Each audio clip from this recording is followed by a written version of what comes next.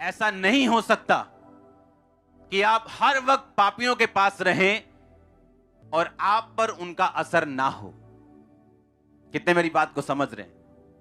अगर लूत अलर्ट होता, अपने परिवार को वहां से दूर ले जाता, क्योंकि अनैतिकता का असर उसके परिवार पर हुआ। दिल का खतना, अपने आप को अलग रखना। जब आप अलग रखेंगे, आपको पेन्स होंगी, दर्द होगी, अकेलापन होगा। आप दुनिया की तरह नहीं जी पाएंगे, पर वो आपको बचा के रखेगा, वही आपको फायदे में रखेगा और वही उन वायदों को पूरा करने में आपकी मदद करेगा जो परमेश्वर ने आपके साथ किए हैं। बाइबल में परमेश्वर ने कहा, अब्राहम, जो वायदे मैंने तेरे साथ किए, मैं उन्हें तब तक पूरा नहीं कर सकता जब तक तू खतना नहीं कराएगा। और बाइबल कहती, जैसे ही उसका खतना हुआ, परमेश्वर ने अपने वायदे को पूरा किया।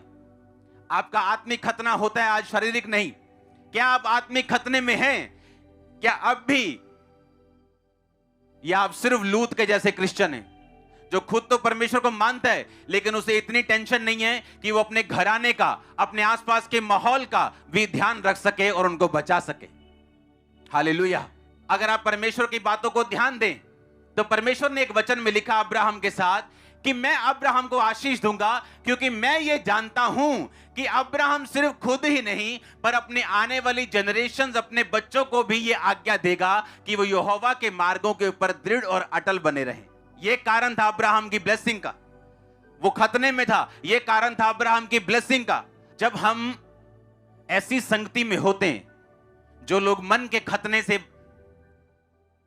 और परमेश्वर के करीब हैं और मन का खतना कर चुके, वो लोग चाहे कम बुद्धिमान भी हों तो भी मरते नहीं, चाहे वो कम स्पिरिचुअल भी हों तो भी मरते नहीं।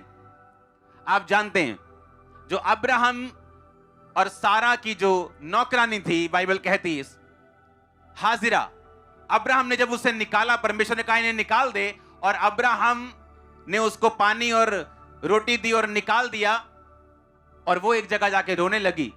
और परमेश्वर का दूत उसे पता क्या बोलता है? कहता, मैंने उस लड़के की प्रार्थना सुनी, तेरा रोना नहीं मैंने देखा, तू रो रही मैंने ये नहीं देखा।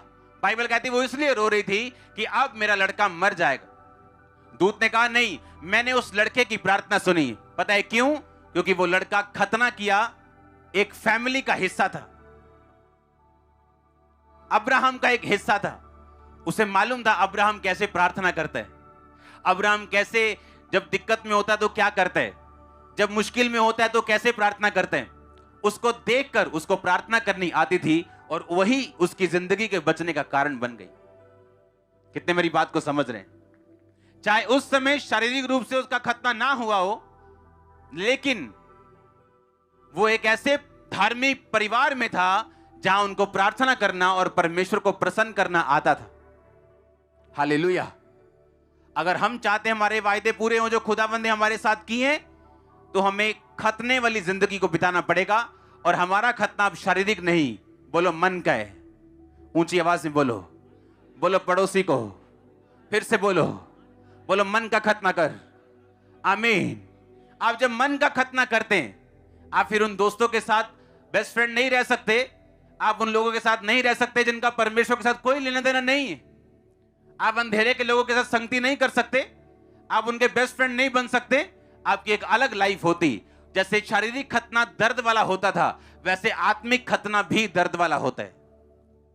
लेकिन जिन्होंने दर्द नहीं सही और दर्द के मारे दर्द ना हो इसलिए खतना नहीं करवाया, तब शरीर का और अब आत्मा का या मन का, वो लोग कभी सक्सेसफुल नहीं हुए। हालेलुया। परमेश्वर ने आपको सफल होने के लिए बुलाया। उसने आपको फालतू में नहीं बुलाया, उसने अपना लहू फालतू में नहीं बहाया, उसने आपको किसी काम को करने के लिए बुलाया। और ये परमेश्वर का प्लान आपकी लाइफ में पूरा होगा अगर आप मन का खतना करके चलेंगे तो। ऊंची आवाज से बोलो हालेलुया। ईश्वर के दास के द्वारा टीचिंग्स को सुनने के लिए, अनाउंसमेंट्स और अपडेट्स को जानने के लिए आप हमारे YouTube चैनल को सब्सक्राइब करें और साथ में बेल आइकन को दबाएं, ताकि जब भी कोई नई अपडेट हो तो आप सबसे पहले जान सकें।